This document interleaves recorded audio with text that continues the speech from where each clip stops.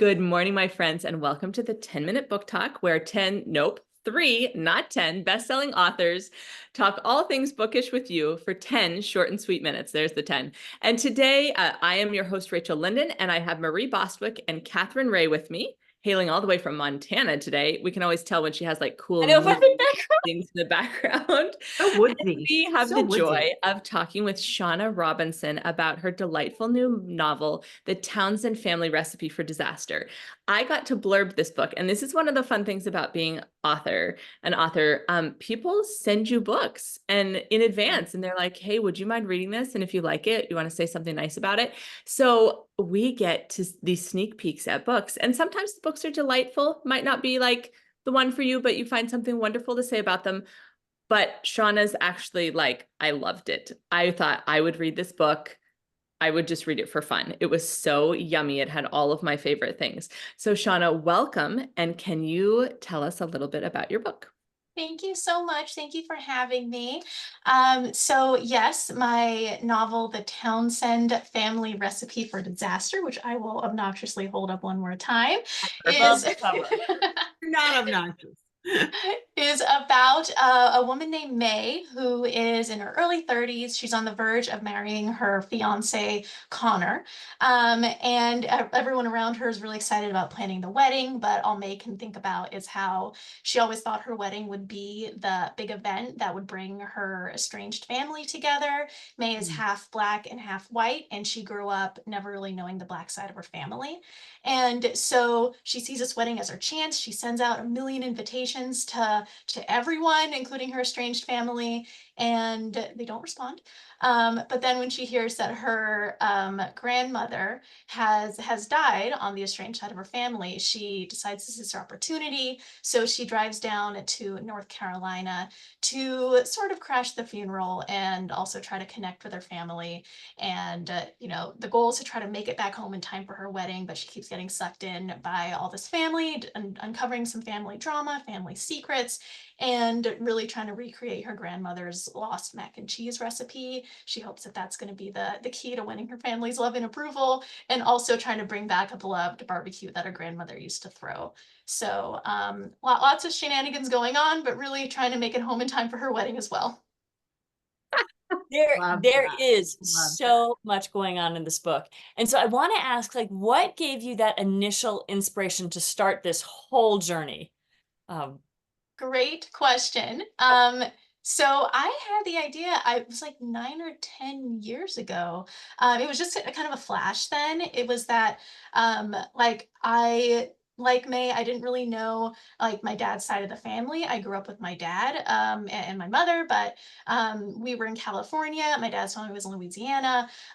We just never really connected. And so about 10 years ago, my dad called me to tell me that my grandmother had died, and at the time I didn't know how to react because my first thought was, oh, I didn't know she had been alive so recently.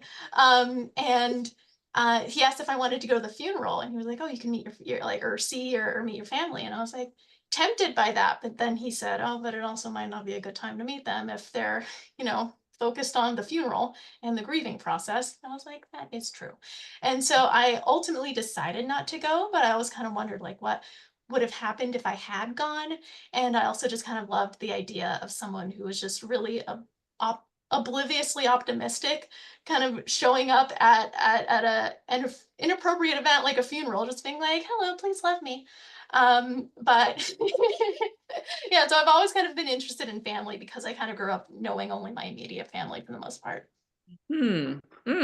I just tell you, this sounds so intriguing, and May sounds like, I love obliviously optimistic characters, right? She just sounds like she's going to make this work no matter what. And I kind of love that. Like, clueless bravery is, I think, the way to go. So I've lived my life that way. So I'm excited about this book.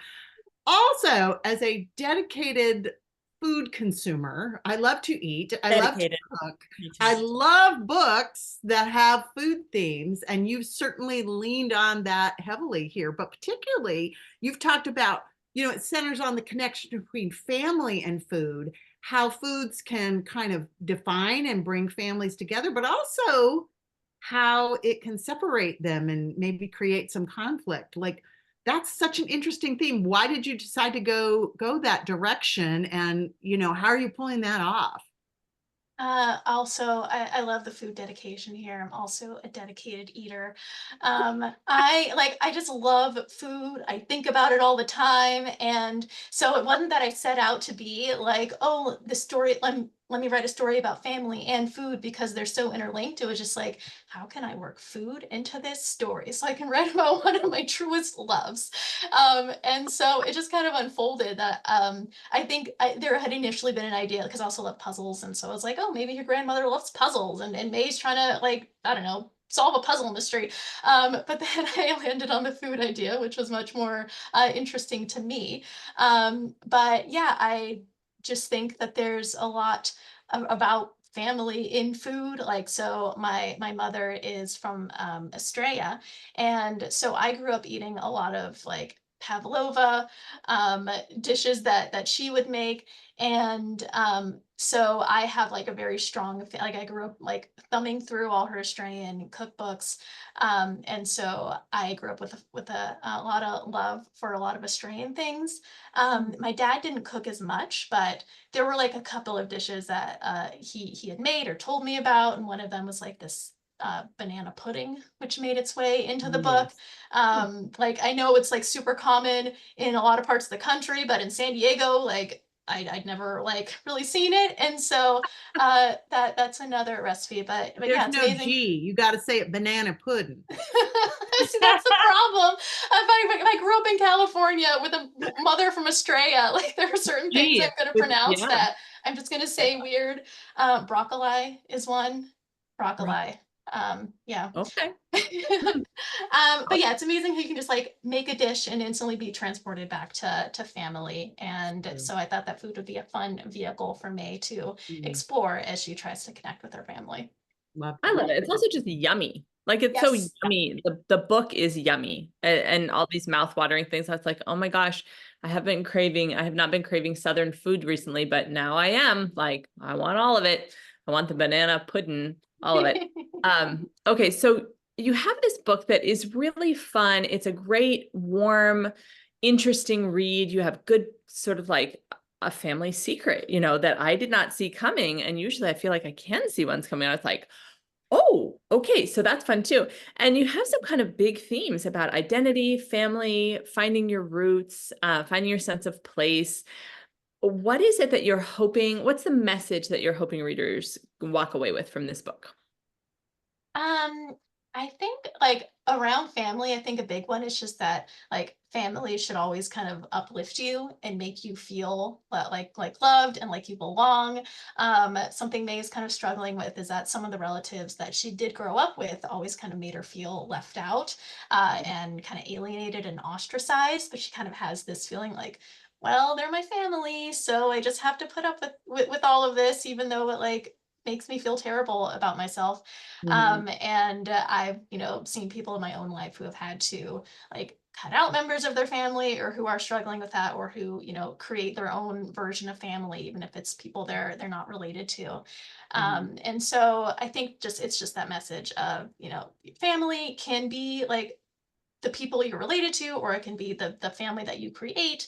But no matter who it is, you can find family in anyone, in anything, and it should always make you like feel better about yourself. Sort of like lift up your true identity. That's Yeah. love. Thank you so much for being with us. Oh, I almost forgot our last question. So Shauna Robinson, we ask this of every author who's on our show. What is bringing you joy today? Oh, I love this question. I am working on a 1,500 piece puzzle. It's a little ambitious for me. I normally just do the thousands. But I've been spending like an hour every night just listening to an audiobook and working on the puzzle. And it's just become something I'm like looking forward to doing after dinner. I lead a very exciting life. I actually Yeah. love that. That's That fabulous. sounds fun. Audiobook Yeah. puzzle idea. I love That is puzzles. really smart. What is the topic of the puzzle? What is it? So I like to do puzzles without knowing what they are because it just makes it harder. Like, and then I spend more time on it. And so then I'm not just like, speeding through puzzles. And so I think this is some kind of like library, maybe. Like my husband got it for me, but I basically like just don't look at the image on the box. I set it aside and then I just do it like Okay, Shauna, so you figure you sat it do in out the along that. the way. front You are row a all whole through new puzzle school, didn't master you? Yeah, that's level. like a master No, puzzle. no. Like I'm not good Okay. at it, but it's just kind of extending, prolonging the fun. If it takes me even like Extending the longer if there's a mystery to it. Oh my Shauna, goodness. you did. You You're extending the puzzle. all through grade school and high schools, you sat in the front row, didn't you? You were in the front row. You are Oh so no, I want to hide in the back. That's Oh, but you were paying attention. I mean, She was yes, paying yes. attention. I Okay, was a well big now old we nerd, know. just a very solitary nerd. brilliant. Now we have Brilliant. puzzle aspirations. Shauna, could you hold up your book again for us? Oh, yes. So this is a wonderful summer read. It's full of food. It's full of family secrets, the juicy kind of conflict that you love to read. You don't want to live it, but you really want to read about it. And finding sense of place and home. So I highly recommend it. I got an advanced reader copy and I loved it. The Townsend Family Recipe for Disaster. Go out and buy it and put it in your beach bag. Shauna, thank you so much for being with us. And readers, thank you, readers and listeners and viewers, thank you so much for being with us. And join us next week for more 10-minute book talk fun. We'll see you next week. Thanks so much. Thanks, Thank guys. you.